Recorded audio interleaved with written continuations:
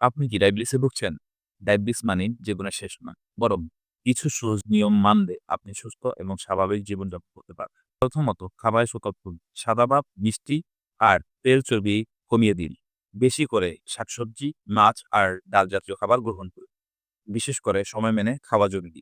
একবার বেশি না খেয়ে দিনে কয়েকবার অল্প অল্প করে খাবার গ্রহণ করুন। দ্বিতীয়ত, ওষুধ বা ইনসুলিন কখনো বাদ দেবেন না। ডাক্তার যে সময় বলেছেন ঠিক সেই সময় নিন। তৃতীয়ত, প্রতিদিন অন্তত ৩০ মিনিট হাঁটা বা হালকা ব্যায়াম করুন। লিফট বাদ দিয়ে সিঁড়ি ব্যবহার, অল্প দূরত্বে হেঁটে যাওয়া এগুলো ব্যায়ামের অংশ। চতুর্থত, নিয়মিত রক্তের শর্করা মাপুন এবং লিখে রাখুন যেন নিজের অগ্রগতি বুঝতে পারে।